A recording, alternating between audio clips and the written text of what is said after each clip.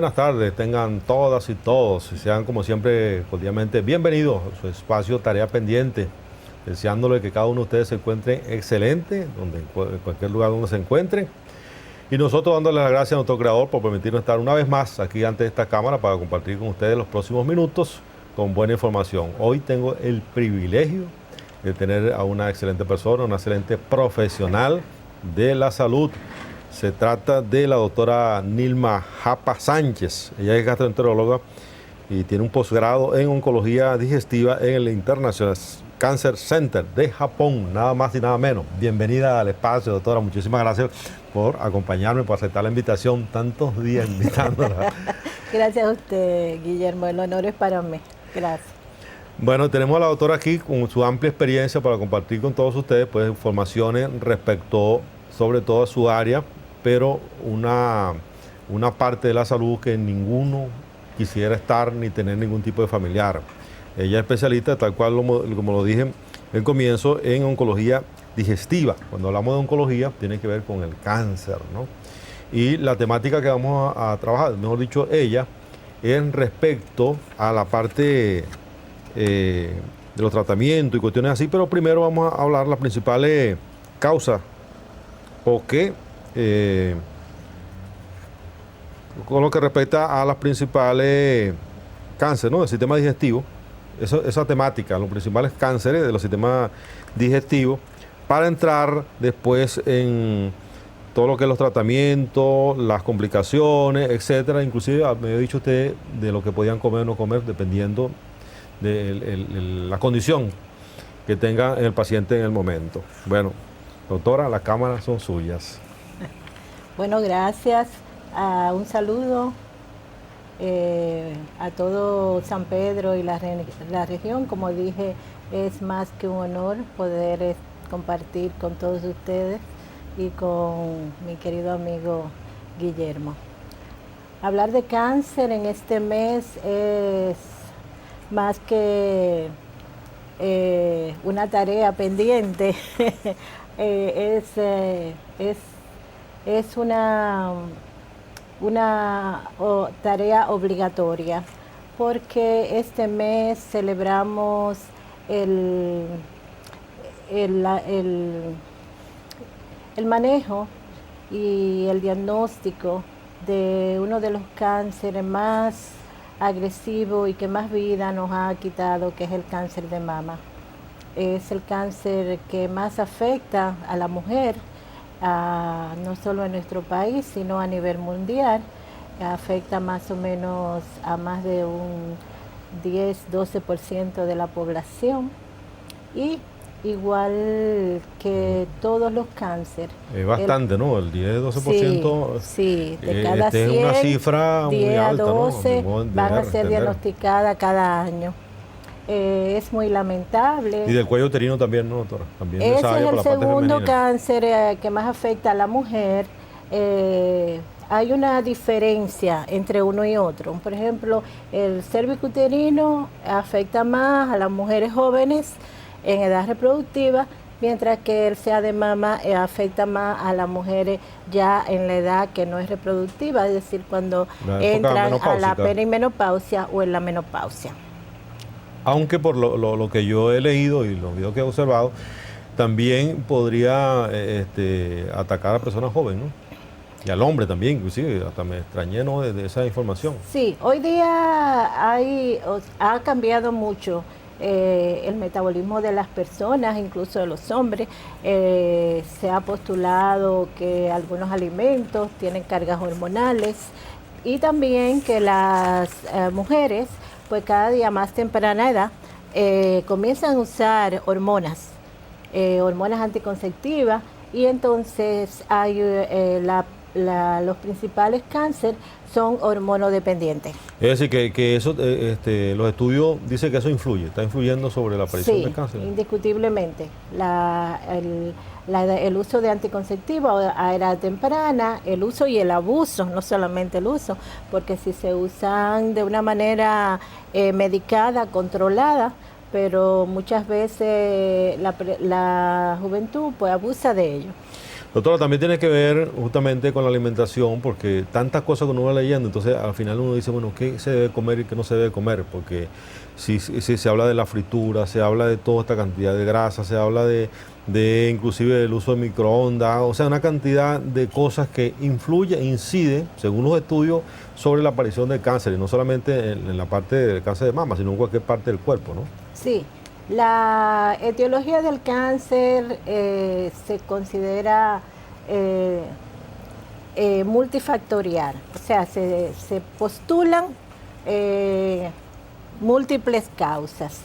Eh, Antes de descifrar el genoma humano, le daba mucha importancia a los factores externos, que si el medio ambiente, que si la alimentación, que si los químicos, la toxicidad. Pues después que se ha descifrado el genoma humano, se ha determinado que las mayorías de las enfermedades crónicas, entre estas los cáncer, pues vienen por un deterioro de lo que es la nutrición. La nutrición es lo que hoy día está sobre el tapete, como una mala nutrición, una destrucción de lo que es el tracto digestivo determinado por el intestino delgado, que es donde se absorben la mayoría de los nutrientes, y donde se producen las células especializadas en defendernos de las infecciones y de las intoxicaciones. Pues a medida que este sistema se va destruyendo, pues vienen los antígenos, las bacterias, los hongos, los virus, y producen los procesos infecciosos, inflamatorios, que después se pueden constituir en procesos neoplásicos. También hay un porcentaje de lo que tiene que ver con lo genético, ¿no, doctora? O sea, se hereda también eso el cáncer. El genoma humano pues determinó que sí, que la genética es, o sea, determinante. Una persona que tiene un familiar de primer grado, sea madre, hermano, con antecedente de cáncer, pues va a heredar esos genes. Ahora bien, doctora, mire, uno como hombre, ¿no? Ya a cierta edad, que uno siempre está pendiente de lo que es la próstata, en este caso el cáncer de la próstata, he leído muchísimo, he intentado adoptar un hábito alimenticio, cuando ya uno empieza a conocer realmente cómo es el funcionamiento del cuerpo humano, de que tiene que consumir mayores antioxidantes y tener vamos a decir, un régimen de alimentación adecuado y un comportamiento más en general, pues evitar el alcohol y ciertas cosas. Esto no es válido también, estamos hablando de la alimentación, es válido para toda la edad, inclusive para la mujer en este caso, de la incidencia que hay de cáncer de mama, de que adoptaran también un tipo de alimentación de esa índole, de comer verdura, es decir, en pocas palabras lo que le quiero preguntar es si se adopta una alimentación parecido a lo que tenemos que hacer los hombres con respecto a la próstata, inflamación y prevenir el cáncer, ¿también es válido para ellas? Sí, claro que sí. En sentido general, es lo que te estaba explicando. Hoy en día, lo que se ha determinado es que en el origen de todo tipo de cáncer está involucrado un trastorno nutricional. El trastorno nutricional se cronifica, es un proceso que va alterando tus células defensoras y va aumentando los factores agresivos de cualquier antígeno o sustancia externa que entre a tu organismo con capacidad de destruir y de producir enfermedad. Si esta enfermedad se potencializa, pues puede producir mayor daño. El hecho de una dieta a base de antioxidantes, que son las sustancias que van a determinar que las células no se oxiden, no se dañen, sobre todo la que protegen el organismo, pues lógico que va a determinar no solamente que disminuya la incidencia de cáncer en las personas, sino que va a evitar también que, por ejemplo, en Japón, donde yo hice un posgrado en oncología digestiva, ellos determinaron que el cáncer más frecuente que los afectaba era el cáncer gástrico, seguido del cáncer de colon. Ellos determinaron qué relación había entre la alimentación y este tipo de cáncer. Doctora, pero parece extraño porque, vamos a decir, los asiáticos en forma general, por lo que yo he leído, comen muy sano, es decir, con muchos vegetales y no toman agua fría después que terminan de comer, como es el hábito que tenemos para acá, para esta parte de Occidente, sino que llevan, de hecho, vamos a decir, la edad de la muerte de ellos es altísima, ¿no? El promedio de vida, mejor dicho. Mueren más de 100 años, muchos de los japoneses y los chinos, sobre todo, la alimentación. Entonces, ¿cómo es eso de que usted dice que hay un alto porcentaje de cáncer de estómago? Ok, le voy a explicar. El cáncer de esófago y el cáncer de estómago es el que tiene una mayor incidencia en Japón. ¿Qué hicieron los japoneses? Determinaron cuáles factores predisponían o determinaban esas causas. Aparte de que ellos son fumadores, porque el clima le incita a fumar, porque es un clima muy húmedo, muy frío, ellos también comen muy rápido y comen alimentos muy calientes. Este tipo de alimento, ellos vieron que fue erosionando y destruyendo las mucosas, es decir, la pared superficial de su esófago y de su estómago. ¿Qué pasó? Entonces ellos determinan las causas que producían ese tipo de proceso y que lo llevaba a la cronicidad en el tiempo. Ok. Al determinar eso, pues determinaron también las infecciones que se sobreponían a ese tipo de procesos inflamatorios y también el tipo de dieta que hacían las personas. Ellos comen muy sano, como usted dice, pero también comen muchos alimentos conservados okay. En salmueras como usted ha comido lo que hacen por ahí por Sabana de la Mar, las minutas. Sí, ya sé. Okay. Ese tipo de harinas condimentadas, pues conserva hongos, levaduras y sustancias que son carcinógenas, que van a alterar la microflora intestinal, que van a producir compuestos nitrosaminados que inducen a la formación de cáncer. Ellos estudiaron todos esos factores y no solamente disminuyeron la incidencia de cáncer modificando esa dieta, sino también haciendo screening, o sea, determinando las personas que podían tener eventualmente un cáncer porque tenían conductas dietéticas desfavorables o porque tenían un familiar de primer grado con antecedentes o una historia familiar, y no solamente se le da el tratamiento, se le hace el diagnóstico, sino que se va a buscar a su casa, se va a buscar a donde sea que esté, se le hace su estudio y se le pone el tratamiento. Son varios factores, ¿no? Esos diagnósticos se hacen temprano, que es la base, por eso usted dice, tienen una sobrevida larga, porque allá decir cáncer es como decir tiene neumonía.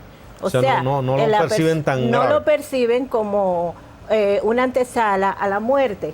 Porque se le puede tratar a tiempo. Ellos tienen los mecanismos para dar tratamiento que son costosos y que lamentablemente a nosotros se nos hace más difícil.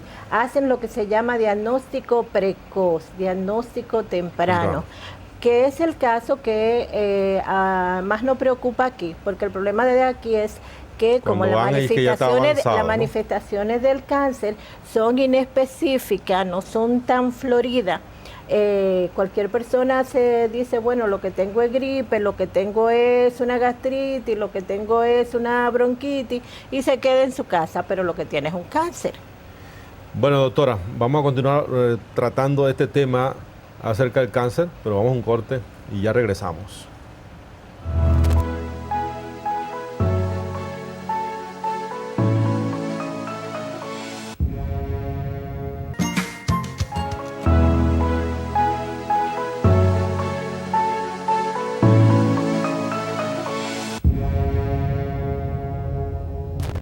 Bueno, y seguimos, mis amigos, con su espacio Tarea Pendiente, hablando con la doctora Nilma Japa respecto a este tema tan, bueno, que se ha llevado muchas vidas. Y a propósito de cerrando el mes del cáncer de mama, ella nos estaba comentando, bueno, acerca de la cultura japonesa y nos estamos explicando más o menos el por qué llegan a esa situación, ¿no? Te habló de unas cuestiones de los hábitos alimenticios, comer muy rápido, caliente, etcétera, ¿no? Y te estaba explicando un poquito de eso. Exacto. Bueno, continúe hablando algo de eso, o no sé si vamos a entrar en la temática de la estadificación, cuando ya se detecta que hay un tumor, algo que se presume que sea canceroso, o cancerígeno, mejor dicho. Bueno, entonces le explicaba que los japoneses pues hoy en día están sobre el tapete en el diagnóstico precoz del cáncer del tracto digestivo. Esto gracias a que tienen una tecnología muy avanzada, diagnóstica y terapéutica.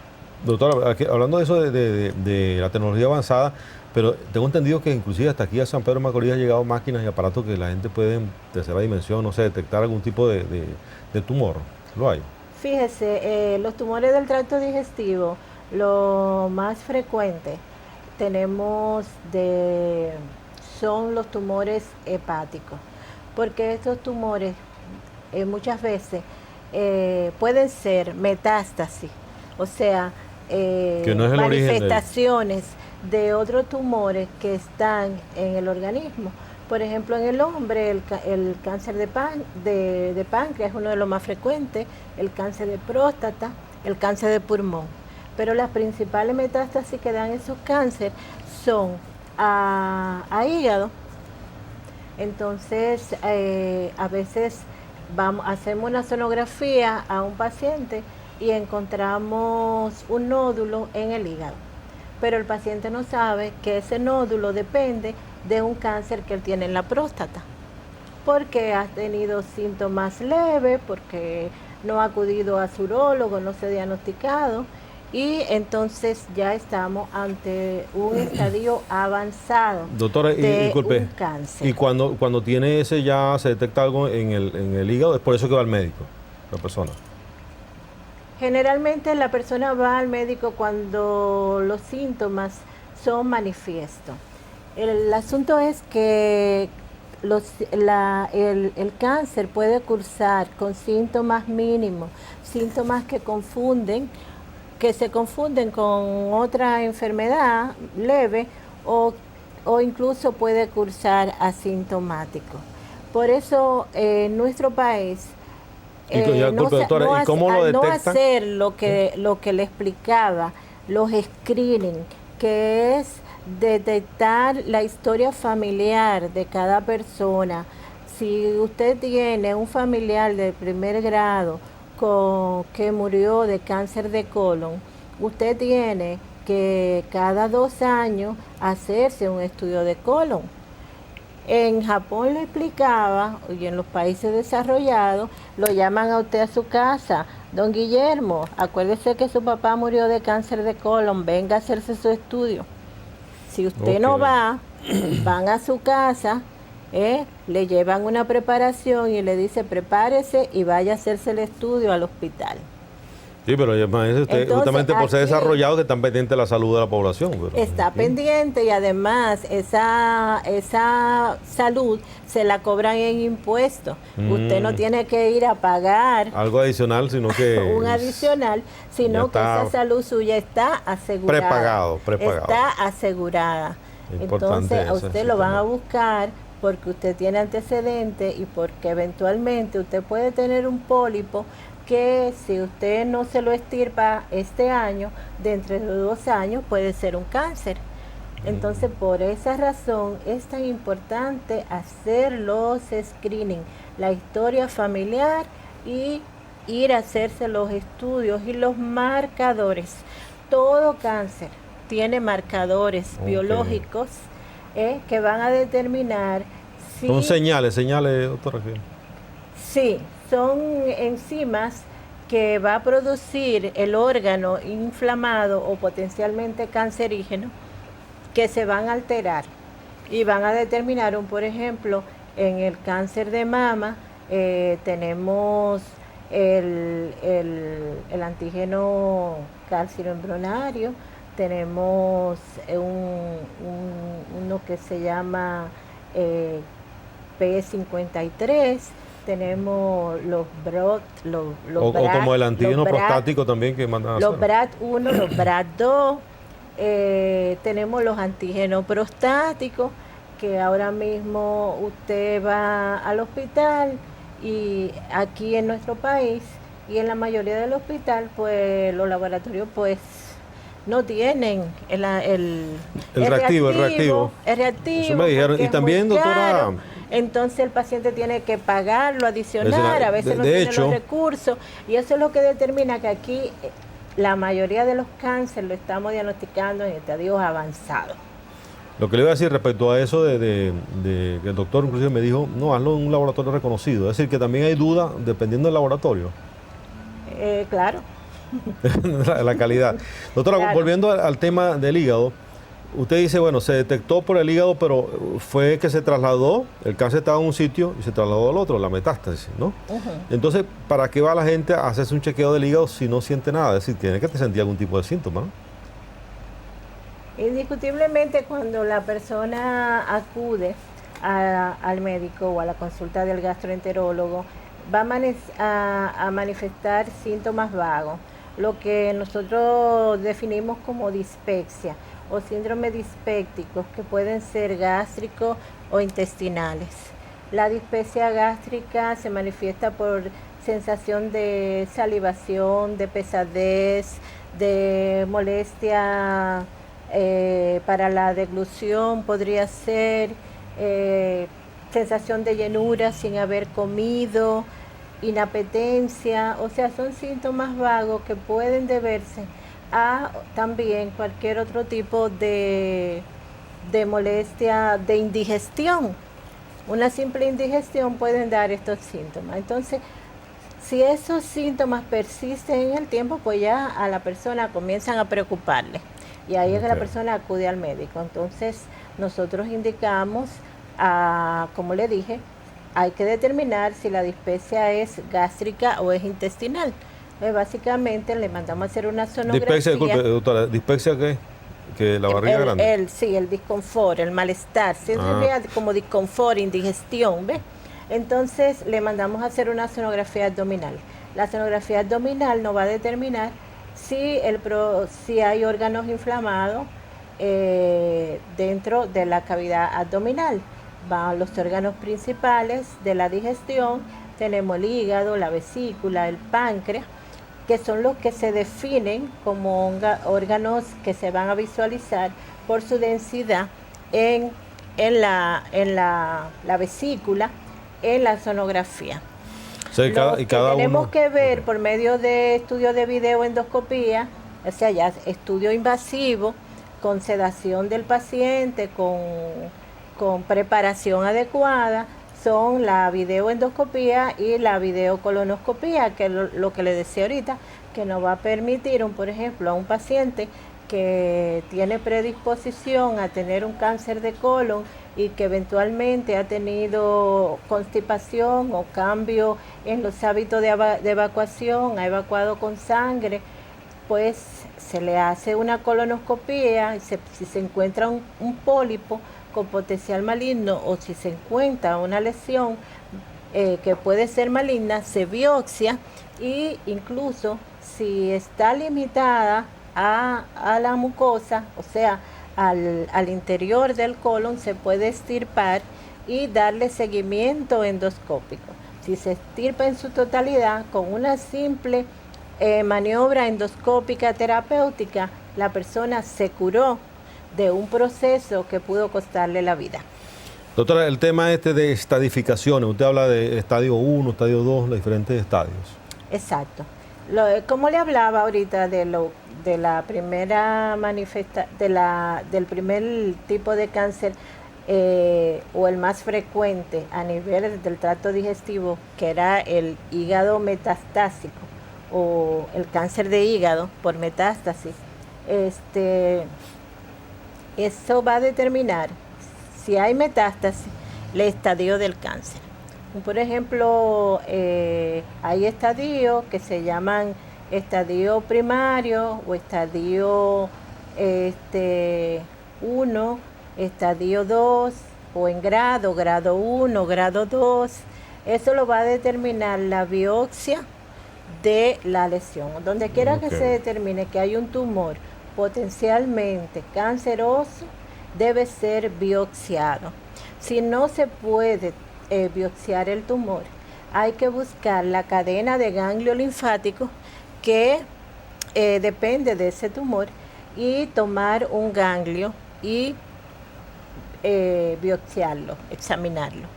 Eso va a determinar el tipo de tumor, porque hay tumores que pueden ser líquidos, como el linfoma, las leucemias, y hay tumores, cánceres que pueden ser sólidos, que son los que afectan a un órgano específico, por ejemplo, estómago, hígado, riñón, etc. Después que tenemos la biopsia, entonces hay que determinar con los screening que le dije, las demás pruebas diagnósticas como sonografía, tomografía, radiografía de tórax, si ese tumor está limitado a ese órgano o invade otros órganos. Si invade otros órganos, pues tenemos el tumor con la biopsia, la metástasis. Ya sería que ese otro nivel, otro la metástasis es si va al hígado o si va a otro órgano, porque no solamente puede ir al hígado, puede ir a hueso, pero puede ir al cerebro. No sale directamente del hígado del tumor. Puede ir al cerebro. El tumor no es primario de hígado. Okay. El tumor puede ser primario de hígado cuando el hígado tiene un proceso inflamatorio crónico específico, como ocurre como con los virus de la hepatitis. Ya. O con alguna enfermedad tóxica que afecte directamente al hígado. Pero generalmente el tumor de hígado es metastásico. Es un tumor que viene ya procede de otro. Exactamente, vía hematógena. Vía sanguínea, el órgano es el principal asiento de la sangre y ahí pues por eso es el principal asiento también de metástasis. Bueno, vamos a un corte, doctor, y después continuamos hablando más acerca de esta situación muy difícil.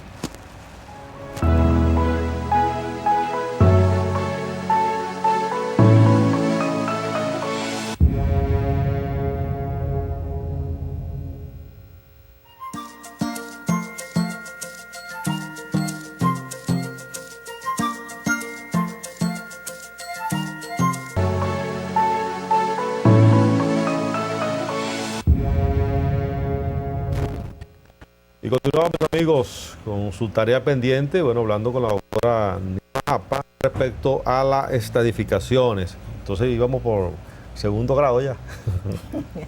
Bueno, sí, te decía que el cáncer pues puedes, por patología, pues lo podemos tener en grado agresivo, de bajo grado o de alto grado. Eso va a determinar la agresividad del cáncer. Dependiendo de si es un cáncer localizado que no ha invadido otros órganos, pues vamos a tener un tumor cero, o si está localizado a lo que es la mucosa, específicamente a nivel digestivo, o sea, la mucosa gastrointestinal. Hay diferentes capas del tracto digestivo: mucosa, submucosa, muscular, serosa. Dependiendo de la cantidad de capas que ese tumor afecte, pues podemos decir si es un tumor N2, N3, o sea. Ya culpe, doctora, para que nuestro amigo televidente entienda, N2, N3 son los distintos estadios. Estadios. ¿Y por qué dice tumor, N? Tumor de 1, 2, 3 nódulos. Y, N. hay la cadena ganglionar periférica al tumor, o sea, serían los ganglios intraabdominales si el tumor es, por ejemplo, de colon o si es gástrico, o los ganglios axilares si el tumor es de mama. Los ganglios que se ven afectados, eso se demuestra mediante estudios técnicos de resonancia, de tinción con contraste de esos nódulos, y la metástasis, como te explicaba, principalmente a hígado, o fuera de hígado a hueso, incluso cerebro. Ok, ya bueno, en un estado, imagínense que cerebral, ya la gente pierde conciencia y todo lo que tiene que ver con exacto, entonces teníamos la torre de control, vamos a decirlo así. Ya después que el cáncer está estadificado, pues entonces es que se plantean y se ha determinado los marcadores tumorales para ver la agresividad del cáncer. Entonces el oncólogo se plantearía el tratamiento. El tipo de tratamiento. Bueno, doctora, ya llegamos a esa parte, sí, que es lo que quizás a muchos les interesa, el tipo de tratamiento, el tratamiento más adecuado para combatir ese nódulo, esa tumoración. Okay. No el cáncer, porque el cáncer es como algo genérico, ¿no? Pero un tumor específico. Estaríamos hablando entonces de tumoraciones sólidas. Casi todo el tratamiento del cáncer que se manifiesta por una tumoración es quirúrgico. Se va a determinar primero si está el estadiaje, y dependiendo del estadiaje, la sobrevida que podría tener ese paciente, basado en los antecedentes de ese tipo de cáncer. Okay. Por ejemplo, hay tumores que responden mejor a un tratamiento quirúrgico inmediato. Serían los tumores de bajo grado, los tumores que están localizados, que no están metatizados, hay que extirparlo inmediatamente. Y si en las biopsias posteriores se demuestra que no había metástasis, pues solamente se le da seguimiento con los marcadores tumorales que previamente se le hicieron al paciente. Si el tumor está en un estadio de metástasis, pues entonces se va a determinar el beneficio que va a reportar esa cirugía, si es un beneficio curativo o es un beneficio paliativo. Hay tumores que están ya con invasión, que serían lo que tienen metástasis ya muy avanzada, donde lo que se trata es de mejorar la calidad de vida, o sea, la sobrevida del paciente. En ese caso, a veces se habla de que no son operables, entonces hay que buscar la alternativa de mejorar la sobrevida de esos pacientes con la terapia biológica, que va a todo tipo de cáncer, a los que se operan y a los que no se operan, que es la quimioterapia y la radioterapia. O sea, que a todos le dan quimioterapia y después radioterapia. ¿O cómo es el asunto? ¿Primero la quimioterapia y después la radioterapia? Hay lo que se llama la quimioterapia, puede ser adyuvante, es decir, después de cirugía ayudamos con la quimioterapia, es decir, con tratar de eliminar las células cancerosas que queden con esos químicos. O terapia neoadyuvante es dar primero la quimioterapia antes de operar al paciente, para así hacer que el tumor se concentre y que haya menos como riesgo. acorralamiento de las células. Exactamente, de metástasis. Okay. De metástasis. Ese es un tipo de tratamiento. También está el paciente, la terapia. Doctora, para entenderle algo, si le hace tratamiento de quimioterapia, ¿puede ser que no se opere el paciente? ¿O sí? Sí, hay que operarlo. ¿No se frena ese proceso de...? Hay que operarlo. Si el paciente tiene ya metástasis y lo que vamos es a mejorar su sobrevida, lo que se hace es una quimioterapia paliativa. Es decir, se da la quimioterapia, el paciente no es operable, pero se mejora su sobrevida. Lo mismo ocurre con la radioterapia. La radioterapia se puede dar antes de operar al paciente para disminuir el tamaño del tumor, mejorar la inflamación, la fibrosis, el daño que ha hecho el tumor, o se puede dar conjuntamente con la cirugía cuando da un beneficio de curación. ¿La quimioterapia qué son, doctora? ¿Inyecciones o son pastillas? ¿Qué son? ¿Cómo se da eso? Exacto, son sustancias biológicas. Pueden ser hormonales, pueden ser antimetabolitos, pueden ser antibióticos. Antibióticos antineoplásicos. ¿Y eso que le quita el pelo, le elimina el pelo? Sí, es parte de su mecanismo de acción. Alteran mucho porque actúan sobre las células malignas, pero también tienen otros efectos sistémicos. Ahora, usted me dijo que también iba a comentar algo acerca de la gente que recibe yo he leído y he escuchado que la gente le dan ganas de vomitar, tiene una reacción, lo que usted acaba de decir, pues, como decir secundario, ¿no? Una reacción secundaria a raíz de la quimioterapia. Sí, a raíz de la quimioterapia vienen efectos secundarios y generalmente ocurren en las primeras 24 horas del tratamiento. Como te dije, son químicos agresivos que van a matar tanto las células malignas, pero que también van a actuar a nivel sistémico, produciendo alteraciones y... también quizás hasta células buenas también la eliminan, es posible, ¿no? Exactamente. Entonces, las manifestaciones principales van a ser,